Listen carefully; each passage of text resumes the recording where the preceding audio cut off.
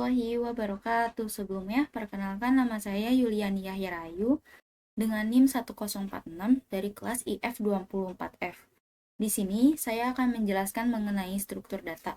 Ada 4 materi yang akan saya jelaskan, yaitu yang pertama mengenai struktur data array, yang kedua mengenai struktur data hashmap, yang ketiga mengenai struktur data stack atau tumpukan, yang keempat yaitu mengenai struktur data query atau antrian. Masuk ke materinya saja. Yang pertama ada tentang struktur data mengenai array.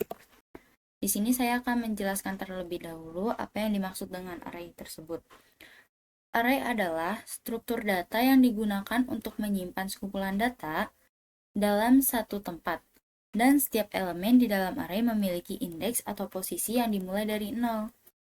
Di sini saya kasih contoh animasinya, yang dimana buah-buahan ini itu yang dimaksud dengan sekumpulan data yang ditaruh di dalam suatu tempat.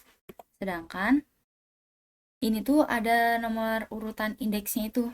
Nah, untuk apel indeksnya yaitu 0, anggur 1, jeruk indeksnya 2, mangga indeksnya 3, dan nanas indeksnya 4. Di sini saya ada kasih contoh studi kasus. Seorang guru mencatat nilai matematika dari 5 siswanya. Yang pertama nilai 85, yang kedua 90, ketiga 78, yang keempat 88, dan yang terakhir adalah 92.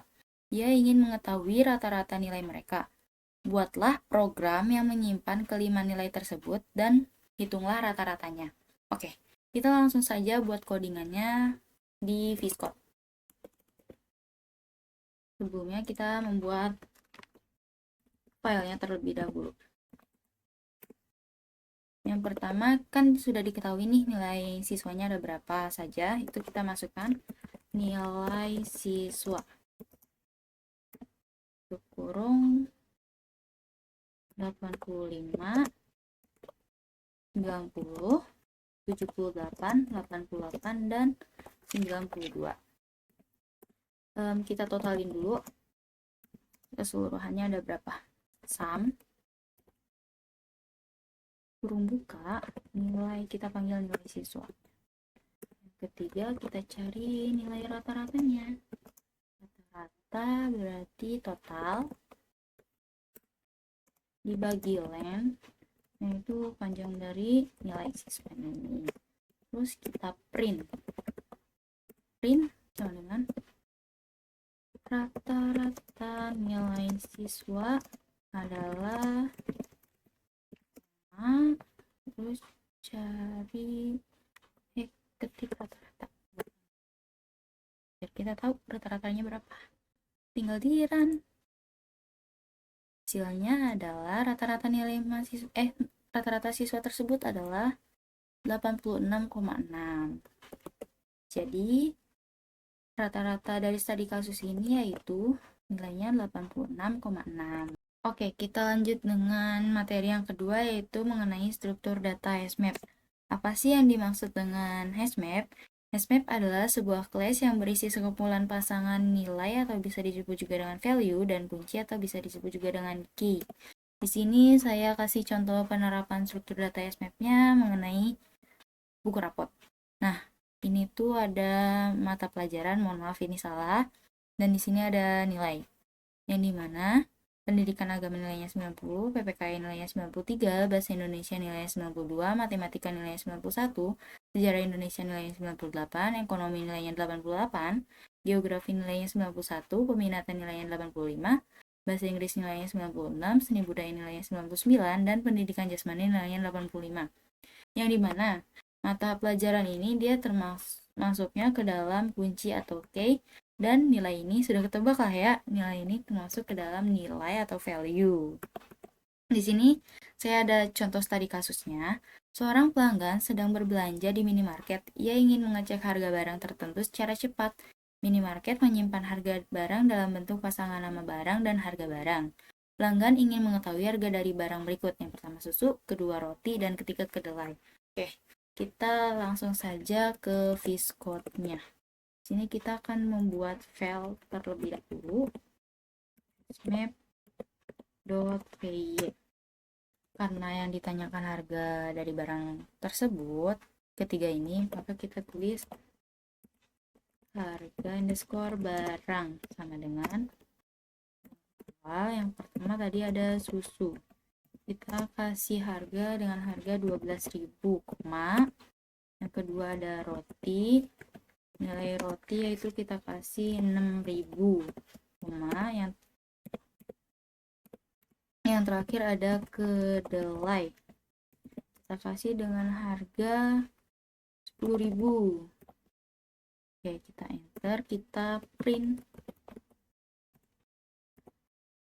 Kutip, harga susu adalah harga barang, kita panggil susunya, kasih rupiah. Nah, terus kita ini copy aja, paste, terus kita tulis susunya diganti roti adalah harga barang ini, yang di dalam kurung ini kita ganti menjadi roti. Terus kita enter lagi, print lagi, kita paste yang tadi, harga susu ini kita ganti kedelai. Nah, susu yang ini juga kita ganti menjadi kedelai. Terus kita running. Nah, maka outputnya akan seperti ini. Harga susu adalah Rp12.000, harga roti adalah Rp6.000, dan harga kedelai adalah Rp10.000. Oke, kita lanjut ke materi ketiga, yaitu mengenai struktur data stack. Apa sih yang dimaksud dengan stack? Stack adalah struktur data linear yang mengikuti prinsip LIFO, atau bisa disebut juga dengan last in, first out. Artinya, elemen yang terakhir dimasukkan akan menjadi elemen pertama yang dikeluarkan. Di sini saya ada contoh penerapan di kehidupan sehari-hari, yaitu mengenai permainan anak, yaitu ring donat ya. Biasanya saya menyebutnya seperti itu. Yang dimana yang di atas ini dia akan masuk paling terakhir, tetapi dia akan keluar yang pertama, sedangkan yang paling bawah ini yang warna hijau tua, dia pertama dimasukkan, tetapi dia akan paling terakhir dikeluarkan. Nah, konsep stack atau tumpukan yaitu seperti itu. Di sini saya ada contoh studi kasusnya. Di dapur, piring bersih selalu ditumpuk satu persatu setelah dicuci. Saat akan digunakan, piring yang diambil adalah yang paling atas. Buatlah program yang meniru proses ini dengan fitur menambah dan mengambil piring dari tumpukan. Oke, kita lanjut ke VS Code lagi, dan kita akan membuat filenya terlebih dahulu. Stack.py. Yang kita tulis pertama adalah tumpukan piring. Terus ini karena kan di sini fitur menambah piring ya, kita kasih apa ya namanya, biar tahu ini catatan lah, ini untuk menambah piring, yaitu tumpukan piring.append. Append itu menambahkan elemen baru ya, itu kurung buka, tanda kutip, piring 1. Enter, bikin lagi tumpukan piring append dengan kurung, tanda kutip, piring 2. Enter, kita bikin lagi yang terakhir, tumpukan piring.append, yaitu piring 3. Ini bebas ya, piringnya mau ditambah berapa saja, tapi saya mau 3 piring saja. Yang kita bikin catatan lagi di sini pakai hashtag mengambil piring. Nah, kita tulis piring underscore diambil sama dengan tumpukan piring dot pop. Nah, pop itu adalah dia tuh menghapus elemen baru yang terakhir, jadinya gitu. Terus kita print piring yang diambil mana, terus kita panggil yang piring diambil tadi. Nah, terus kita print lagi, print sisa piring yang berada di tumpukan adalah, terus kita panggil yang paling atas, tumpukan piring.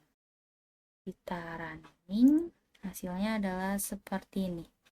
Piring yang diambil adalah piring yang ketiga. Ingat definisi tadi, yang dimana stack itu adalah konsepnya let's in first out. Nah, karena piring ketiga ini adalah piring yang terakhir dimasukkan, maka dia akan yang paling pertama dikeluarkan. Nah, sedangkan sisa piring yang berada di tumpukan yaitu piring satu dan piring kedua. Itu. Nah, coba kita kasih lagi di sini piring diambil dengan tumpukan underscore piring dot pop. Kita isi kosong lah ya. Yang keluar maka akan seperti ini.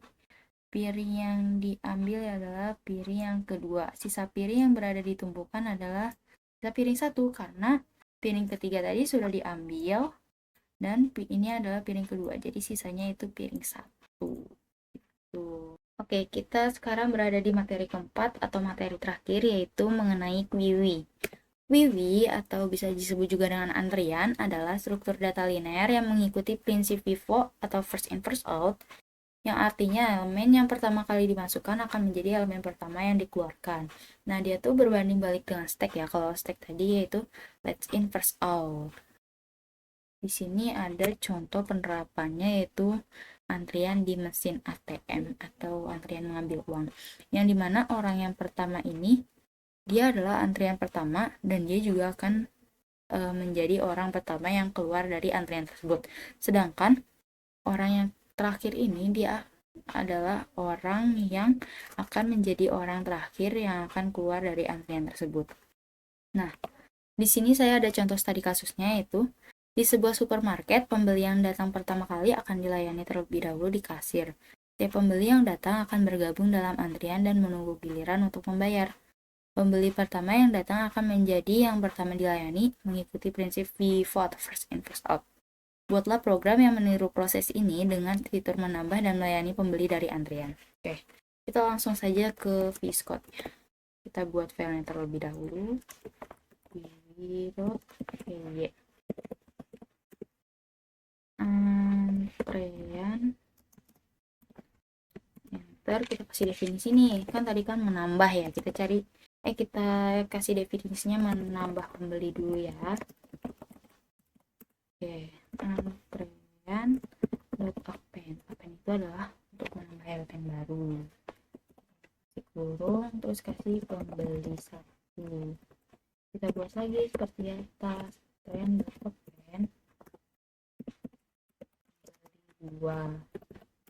Kita buat lagi yang terakhir, antrean dot append pembeli 3. Ini terserah mau berapa pembeli, tapi saya cuma pakai 3 saja. Terus yang tadi kan menambah dan melayani, kita kasih definisi melayani pembeli. Melayani pembeli itu berarti pembeli dilayani sama dengan antrean dot kasih 0, terus print melayani, terus pembeli dilayani, terus kita buat print lagi, sekali lagi print sisa antrean, yaitu yang antrean running, maka hasilnya melayani pembeli satu. Enggak, PV adalah proses kerjanya first in first out, yang dimana antrean pertama adalah orang yang pertama yang akan dilayani, yaitu sisa antreannya pembeli 2 dan pembeli 3. Coba kita tambah lagi pembeli dilayaninya menjadi 2.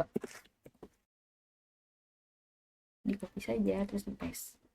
Maka dia akan setelah melayani pembeli 1, dia akan melayani pembeli 2 dan antreannya itu pembeli 3. Coba kita tambah lagi 3 menjadi